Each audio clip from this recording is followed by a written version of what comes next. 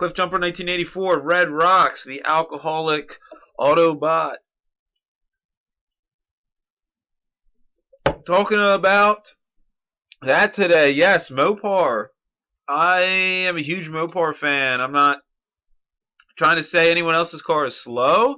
I'm just saying what I feel about certain Mopars, and my expertise of what I enjoy about Mopar are the front wheel drives. Yeah, you're probably like, dude, whoa, are you for real? And okay, certain ones aren't the fastest things in the earth, but there's a lot of vehicles that people don't take seriously. Now, and I want to not sound like a douchebag or anything when I'm coming off about certain vehicles. Everyone's got their own likes and everything, you know.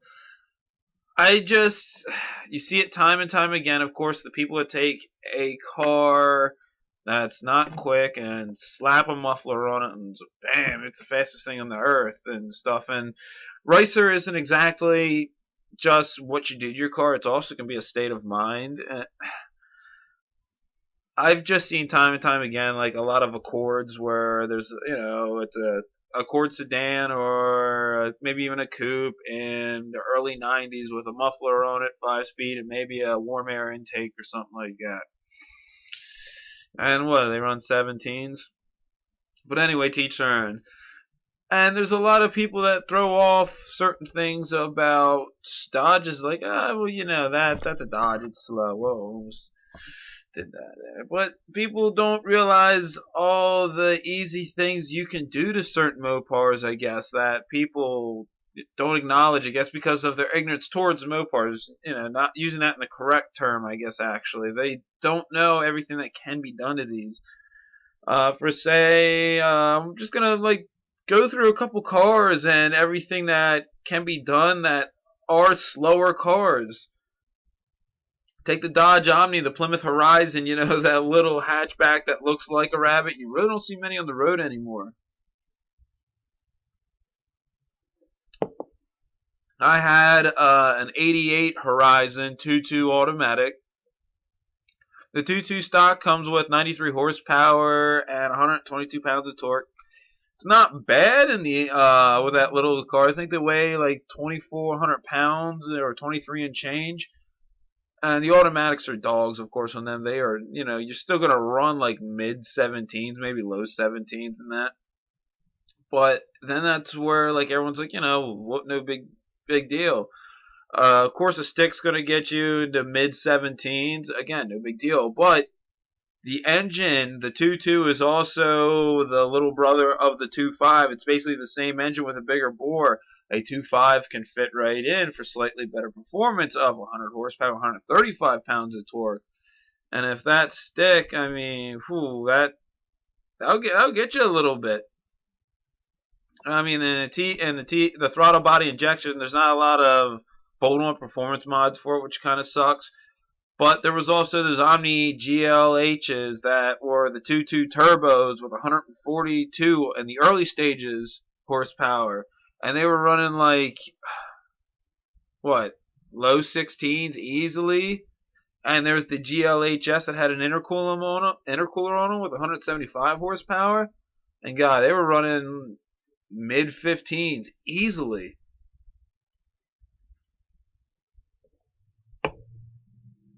Hell, even the little Plymouth K cars, the Reliance and Aries, with a 2.5 and stick, they were only weighing 2,500 pounds. They were easily doing low to mid 16s. That's crazy.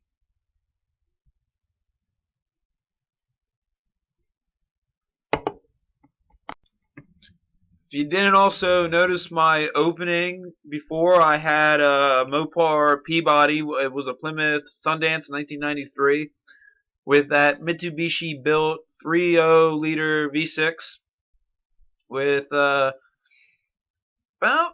pretty much like 70% of the bolt-on mods you're going to get for that car. And people, again, you know, don't see that as a performance car, but when people look at a Sundance or a Shadow, they look at it with the 2.2 liter. You know, the 2, what was it? The 2.5 and stick actually ran a 16.3 or a 6. No, I'm sorry, excuse me, a 16.4 stock, and that was with a Peabody 2-door coupe. That's pretty good for only 100 horsepower. A bad 135 pounds of torque. That's pretty good.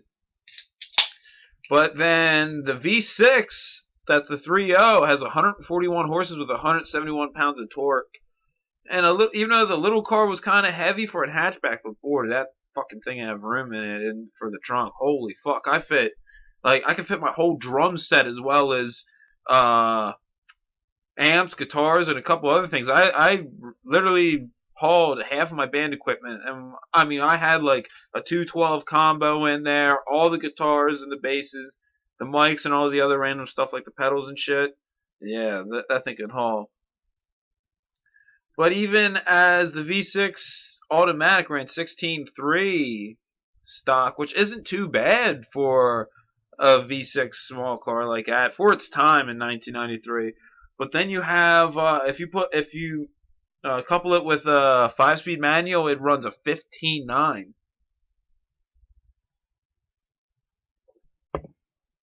And of course, you can put the 2.2 it comes with the 2.2 turbos in Shadow ES models. I don't think they didn't have a turbo on the Plymouth versions. You can only get it in the 2.5 or the 3.0 V6. And then there was a Shelby model that was the 2.5 or yeah, the 2.2 turbo intercooled with 175 horses. And there was even a dealer it's like called an X90 package that made it run 13.9 stock. Yeah, and I'm talking a big turbo upgrade. And you're probably calling bluff on that, but it's out there, I'm telling you. The cloud cars, the Cirruses, the Stratuses, and the Breezes, they're flipping slow, of course, but again, the base engine, which is the 2.0 single overhead cam neon, is has a lot of aftermarket to it that it can be built very nicely. There's a little following out there for the stratosphere.org or something like that, which I used to be a part of because I had a Plymouth Breeze. I'm going to throw a link to that below if you're interested in those cars. But it's interesting because you can do a lot of work again to the 2.0. All the neon mods work on the engine, which is really neat. And people, of course, turboed out the 2.0 single overhead cam. And the middle engine is the 2.4. And in Mexico, they made a 2.4 turbo of that, which only had 215 horses, but was only a 4-speed automatic. And I think only ran like a 15.6 or 15.7 in the quarter. But a 2.4, you could put an SOT4 engine in this bay. You know, so that makes it an easy platform. And I really enjoy the styling of the cloud cars. They look really neat. But I think I really only like the Breezes taillights, how they're mostly red without the yellow turn signals. They look, it depends on what color your car is. Mine was white with a tan interior. I really didn't have much done to that. I had an intake, plugs, and an MSD coil, and that was it. Whoop-de-doo. Some wires. The Seberings and the Avengers from 95 to 99. From 95 to 2000, actually, right? Yeah, I think, yeah. 95 to 2000. I know they're built on the Mitsubishi Eclipse platform, which gives you the neon engine dual overhead cam and the 2.5 liter V6, which is the higher engine from the Cloud cars I forgot to mention. And which is weird because I think the dual overhead cam neon engine, the 420A, is reversed in it. So it's rated at lower horsepower, 140 horsepower instead of 150 like the neons. But I think still the neons are overrated a little bit. And it's weird because the V6 automatic is as fast as the 4-cylinder stick in these cars. And the fastest they run stock is the 17.1, which is really a shame for the Avengers because they look really sporty and aggressive, but to run a 17.1 while looking that cool, it's just like, damn. But when you're looking at it this way, when you have the 4-cylinder motor, there's all that aftermarket on it, which is kind of neat.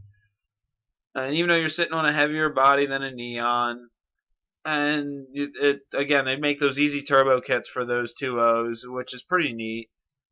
But if you've got the 2.5, the coolest thing to do with those is to take that 2.5 V6 out and drop that 3rd gen Mitsubishi V6. I think that goes in without little work, and you're talking about a substantial gain, because the 95 96 engines have 158 or 150 something, and then the 97 through 2000s have 168 in that 2.5. We were talking about going from that to 205 horses with more torque. I forget what the torque rating is. We were talking about going from 17.1 to at least 16.1, because it's going to end up being automatic off the bat. And that's not bad for an engine swap for a full second. Especially because I think the wiring harness all works on that. Oh, excuse me.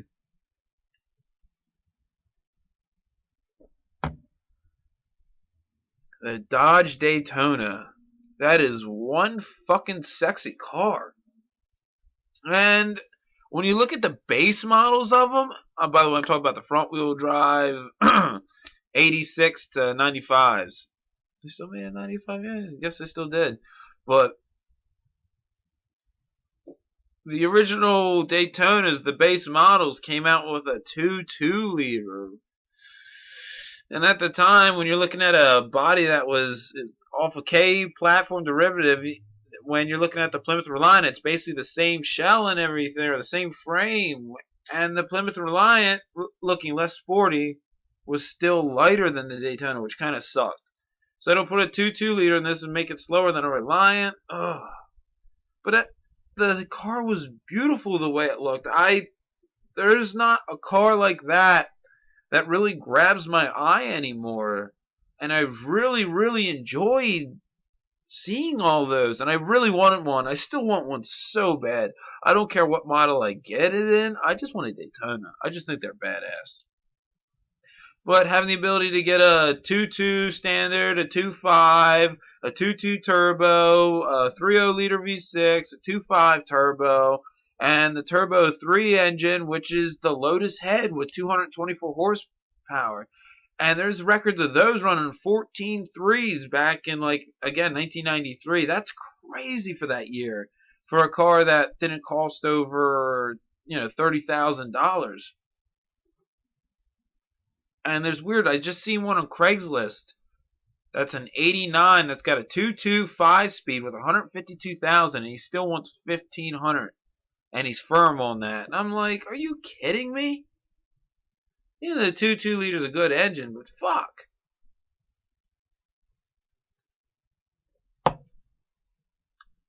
The LeBaron coupes from 89, or was it 88 to start? Well, 89 to 95. They can come with a 2.5, the 3.0 V6, the 2.2 turbo, a 2.5 turbo. I think it was very, very rare to get that Turbo 2 set up with the turbo and the intercooler. And another one that was only out for 1 year in 1990 was the Turbo High Torque. I had one of the Turbo High Torques, a 2.5 with a 5-speed. It's the only way they come. It had a cam on it. It had exhaust work done. It had a 52mm throttle body. K&N drop-in air filter. Bigger injectors.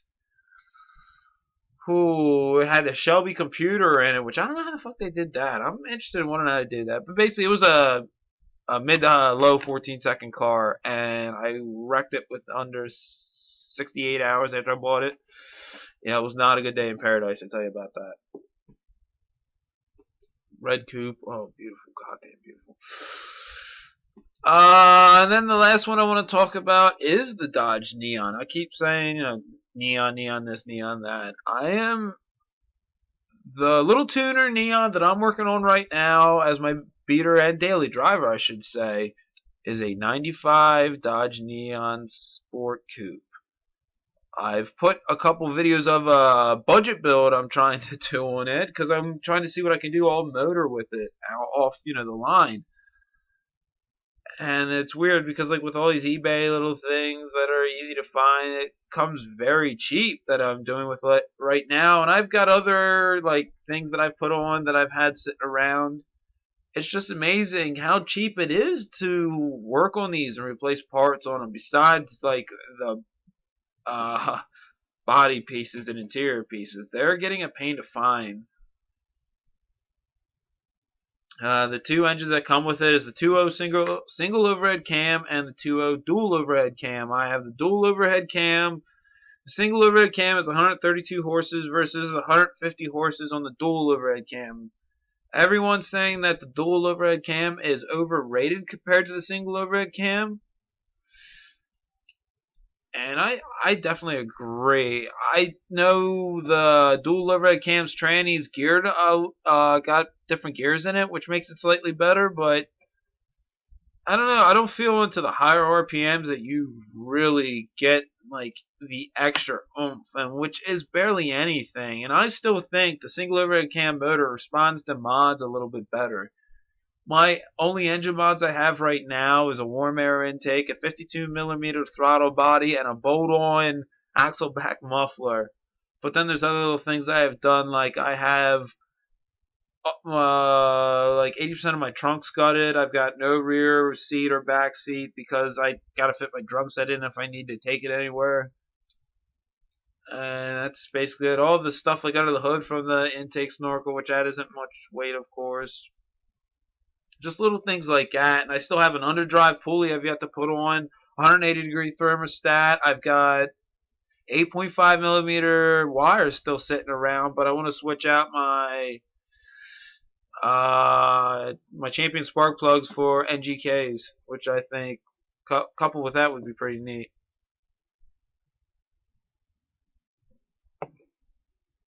I have videos I did with the budget build. I'm going to throw those below. The Neon is a pretty cool platform because, again, the 2.0 duals and singles have easy bolt-on turbo kits, which are Garrett's, so it's not like some cheap slap-on shit. They're trusted. And it's a very light car. The body itself is easy to rip off weight and everything like that. And this is probably one of the few cars I've had in a long time where I didn't strip the AC condenser out and all the wires or lining and hoses and the idlers if it's got one, just for the extra weight reduction. So it's I think I'm gonna keep this one with AC for once. It's nice. It's got a sunroof, but it's actually aftermarket, which was a little weird after I got it.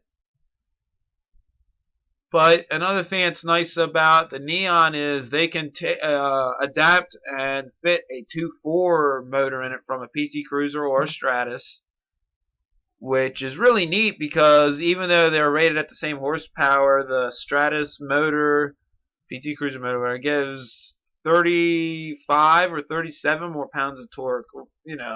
For a light car, that's awesome.